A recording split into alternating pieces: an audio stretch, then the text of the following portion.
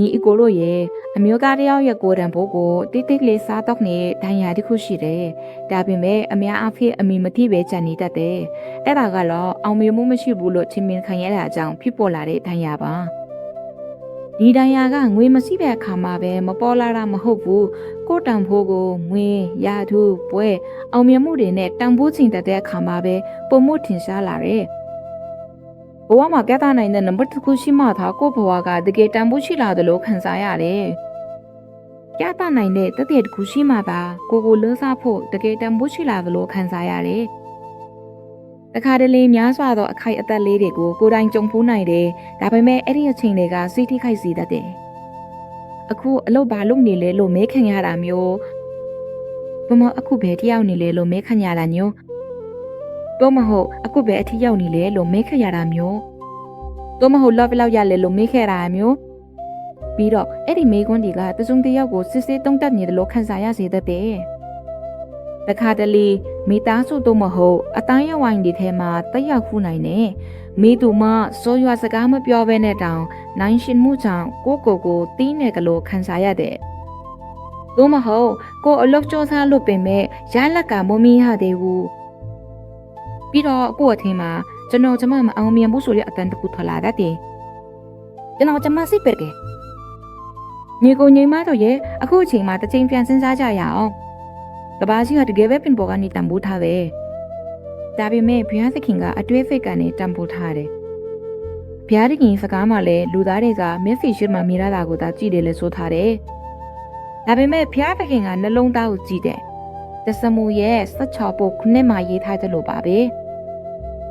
ဘုရားသခင်ကမင်းရဲ့ဘသူညကိုအောင်မိန်မှုအပြင်ပေါ်ကနေမတန်ဘူးထားဘူးတကယ်တရားနာခံမှုနဲ့နှလုံးသားရဲ့ဥဒိယာကိုသာတန်ဖိုးထားတယ်။ဒါကြောင့်မောင်စမျိုးကလည်းမကောင်းသောလူတွေရဲ့အကြံပေးချက်နဲ့မတော်သူကပဲချမ်းသာခြင်းရမယ်လို့ပြောတယ်။ဒါပေမဲ့သူ့အကြိုက်ဆုံးကတော့ဘုရားသခင်ရဲ့တရားတော်ပဲ။မောင်စမျိုးတပုတ်တနဲ့နေပါ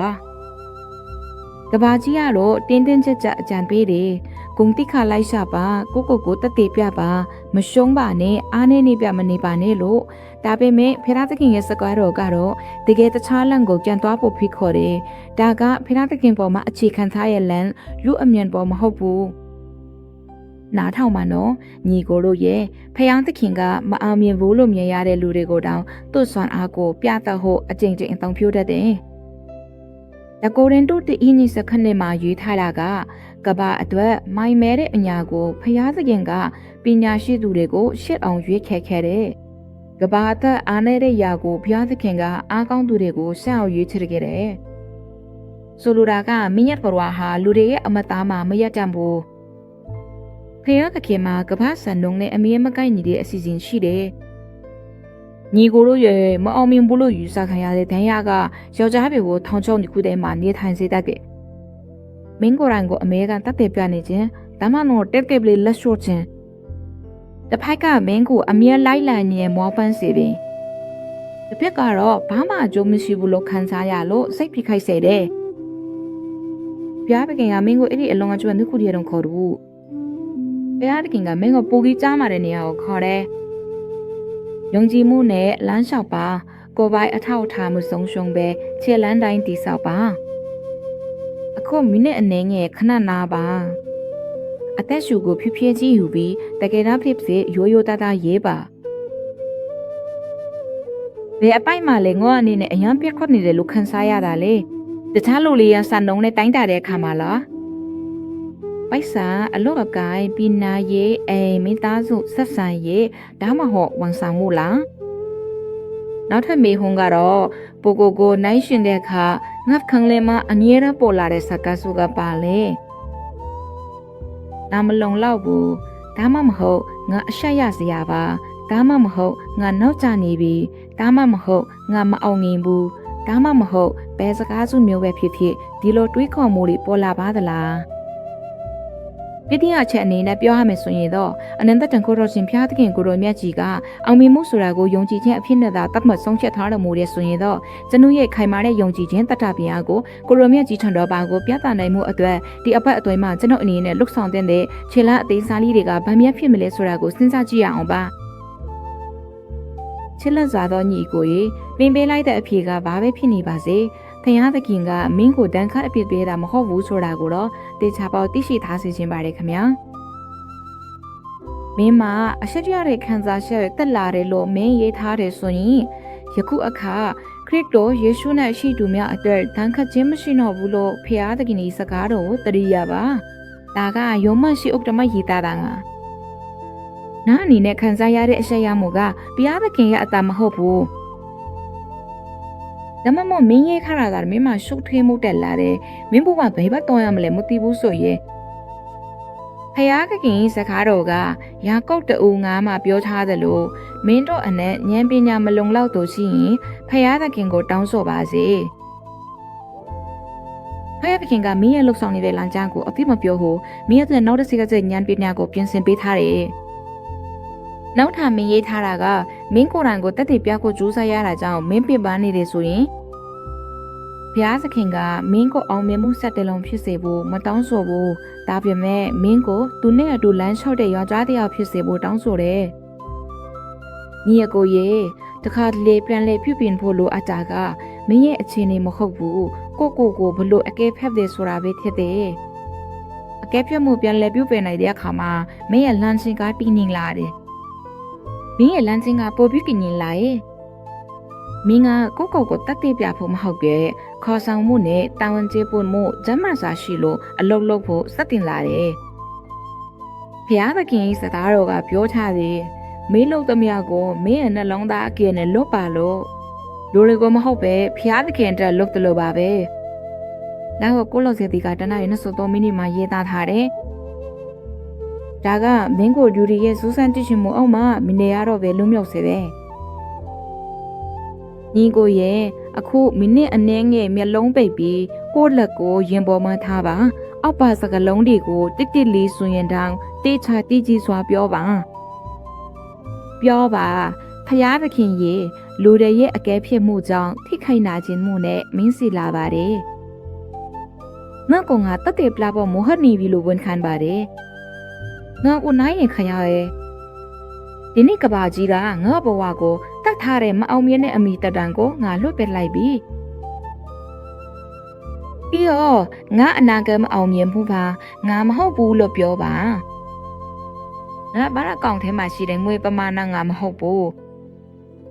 ငါဘွယ်လဲငါမဟုတ်ဘူးဒါပေမဲ့ငါကဘုရားသခင်ကချစ်ချင်းမေတ္တာလေးကြည့်တဲ့ပုဂ္ဂိုလ်တဲ့တော့ပါငါကိုခေါ်တာနေအောင်မြင်ဖို့ခေါ်ထားတာပါဂျီမန်ချက်အောင်မြင်ခြင်းတာမကပါဘူးအခုမှကြီးညာလိုက်ပါယေရှုရဲ့နာမည်ဖြင့်ကမ္ဘာအကြံဉာဏ်ဒီကြောင့်ကြောက်ရွံ့မှုနဲ့အသက်ရှင်ရတာကိုငါညှင်းပလိုက်တယ်ငါဘုရားသခင်စကားတော်အတိုင်းလမ်းလျှောက်ဖို့ရွေးချယ်တယ်ဘုရားသခင်ကငါလုံးသားကိုကြည်ဘုရားသခင်ကငါအစီအတန်းတွေကိုဦးဆောင်နေငါကလမ်းစဉ်တွင်သစ္စာရှိတယ်ငါလမ်းစဉ်ကလည်းအလဟတ်မရှိဘူးပညာဟာဖျားသခင်ထံကလာတယ်ငါဘဝလညွန်ကြလေဖျားသခင်ထံကလာတယ်နာကယူလက်ခုတ်တန်တတ်မနေဘူးဖီလာသခင်ကိုသာစိုက်နေတဲ့စီဖို့နေတယ်အခုအသက်ရှူကိုနည်းနည်းရှူပါညီကိုရေခေပြည့်တဲ့အသက်ထုတ်ပြီးဖျားသခင်ထံကငါအသက်ငိမ့်ချမှုကိုငါလက်ခံတယ်လို့ပြောပါနာကိုဖျားသခင်ကတည်နေစေတယ်ငါလည်းဆက်လက်တိုးတက်ကြွမယ်ညီကိုရဲ့ချစ်ရပါအမှန်တကယ်အောင်မြင်မှုဆိုတာကြီးမြတ်မြင်သာနေခြင်းမဟုတ်ဘူးအမှန်တကယ်အောင်မြင်မှုကဘုရားသခင်ရဲ့လမ်းမှာတစ်ဖာရှိနေပြီးနှလုံးသားကိုထိမ့်သိမ့်ပြီးပညာနဲ့အတူလမ်းလျှောက်ခြင်းပါတပါကြီးကမိရဲ့လမ်းစဉ်ကိုမတိတင်းနိုင်ပေမဲ့ဘုရားသခင်ကတည်တယ်ပြီးတော့ကိုတက်ကယ်ပြဖို့တဲ့မင်းနာဖုံးကိုချလိုက်တဲ့အခါမင်းရဲ့ဘဝကပိုပြီးခိုင်မာလာလိမ့်မယ်။ဘာလို့လဲဆိုတော့နှလုံးသားကနေဝင်ဖွာလာတဲ့အရာကနှလုံးသားနဲ့တွဲဆုံလိမ့်မယ်။ပြီးတော့ဆူတောင်းတဲ့အဆုံးသက်ချက်လာအောင်။မဲတော့ငါဆူတောင်းပေးပါချေ။ယေရှုဘုရားသခင်အောင်မြင်မှုမရှိဘူးလို့ကမ္မတ်ခံရလို့နာကျင်နေတဲ့အမောသားတိုင်းရဲ့ကြွတဲ့ဆူတောင်းပေးပါတယ်။ဘင်းကသူ့မှာထားရှိထားတဲ့ဖိအားတွေသူမပြောနိုင်တဲ့ကြောက်ရွံ့မှုတွေသူ့တယောက်တည်းတဲဆောင်နေရတဲ့ရှက်လွှမ်းမှုတွေကိုသိတယ်။ဒီနေ့သူ့နှလုံးသားအနက်ဆုံးကိုထိတွေ့ပေးပြီးသူ့မလုံလောက်ဘူးဆိုတဲ့မုန်းတီးမှုအတုအယောင်ကိုချိုးဖျက်ပေးပါ။ သူ့ကိုမင်းချစ်တဲ့သားအဖြစ်သူ့အတိအကျကိုပြန်လဲဖြစ်ပြင်ပေးပါနောက်တစ်ဆင့်အတွက်မင်းရဲ့ပညာတော်ကိုပေးပါစုံလင်မှုကိုမလိုက်စားပဲသစ္စာရှိအသက်ရှင်နိုင်ဖို့တတိကိုပေးပါသူ့ကိုစစ်မှန်တဲ့နှလုံးသားနဲ့အလုံးလုံးတတ်အောင်ဘဝကိုဉာဏ်ပညာနဲ့စီမံတတ်အောင်နှိုင်းရင်မှုမရှိပဲလမ်းလျှောက်တတ်အောင်သင်ပေးပါကိုရရှင်ဤငင်းချမ်းခြင်းမိထားတော်က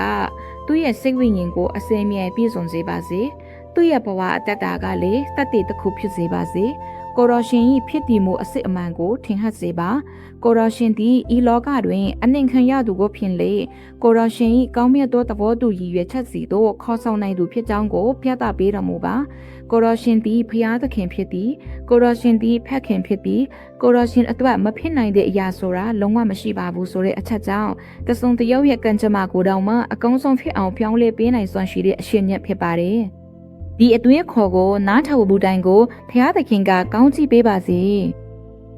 ယေရှုနာမတော်ရဲ့အန်ဘော